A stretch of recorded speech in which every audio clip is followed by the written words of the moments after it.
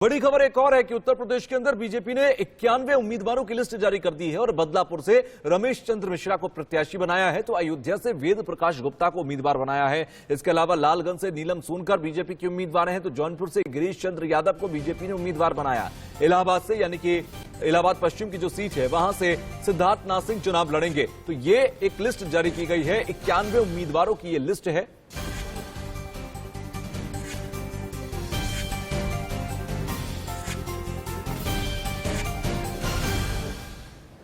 तो यूपी में बीजेपी की जारी किए गए 91 उम्मीदवारों की लिस्ट, बदलापुर से रमेश चंद्र मिश्रा को टिकट दिया गया है।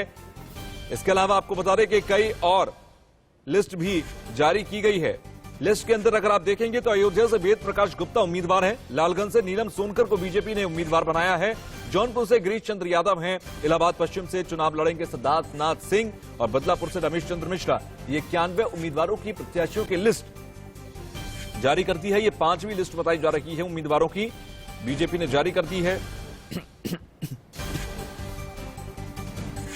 तो 91 उम्मीदवारों की लिस्ट में कई नाम हैं, इसमें सिद्धार्थ नाथ सिंह का भी नाम है। सिद्धार्थ नाथ सिंह इलाहाबाद के पश्चिम से चुनाव लड़ेंगे इस बार।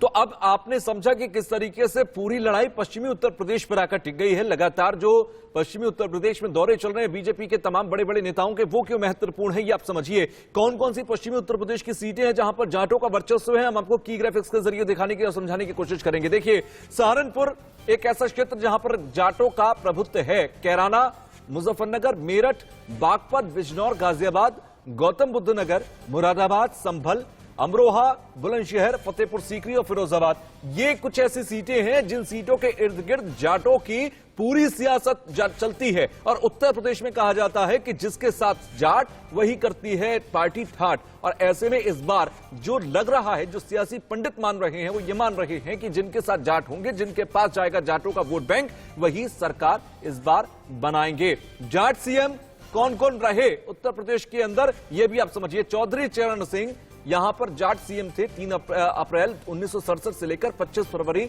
1967 तक, फिर 18 फरवरी 1970 से 1 अक्टूबर 1970 तक जाट मुख्यमंत्री उत्तर प्रदेश को मिले। और चौधरी चरण सिंह 2 बार 2 अलग अलग कार्यकालों में यहां पर मुख्यमंत्री रहे हैं।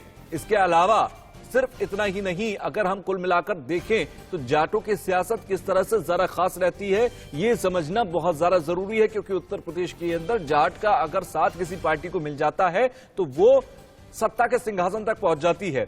अगर 2014 से पहले या मुजफ्फरनगर के दंगों से पहले आप देखेंगे तो अखिलेश यादव या फिर आरएलडी के पास जाटों का एक पूरा वोट बैंक हुआ करता था। समाजवादी पार्टी या आरएलडी के पास, बाद में ये बीजेपी के साथ शिफ्ट हुआ, लेकिन किसान आंदोलन के आसपास जाकर ये बीजेपी से छिटक गया। अब कब कब सत्ता के शीर्ष पर जाट पहुंचे हैं ये भी आप समझ लीजिए। चौधरी चरण सिंह प्रधानमंत्री बने 28 जुलाई 1979 को और 14 जनवरी 1980 तक प्रधानमंत्री रहे। कांग्रेस और जनता पार्टी सेक्युलर के साथ मिलकर ये प्रधानमंत्री बन पाए। उसके बाद उप प्रधानमंत्री रहे, गृह मंत्री रहे, वित्त मंत्रालय इनके पास मिला। कब? 24 मार्च 1977 से लेकर 28 जुलाई 1979 तक। ये जनता पार्टी की सरकार थी जिस सरकार में उप प्रधानमंत्री रहे। इसके अलावा चौधरी देवीलाल उप प्रधानमंत्री रहे, कृषि मंत्रालय इनके पास रहा 2 दिसंबर 1989 से लेकर 21 जून 1991 तक। जनता दल नेशनल फ्रंट से तो ये जाट जो नेता रहे बड़े बड़े सिंहासनों तक पहुंचाए गए और इन्हीं जाट नेताओं ने, इन्हीं जाट वोटर्स ने उन्हें सिंहासन तक पहुंचाया।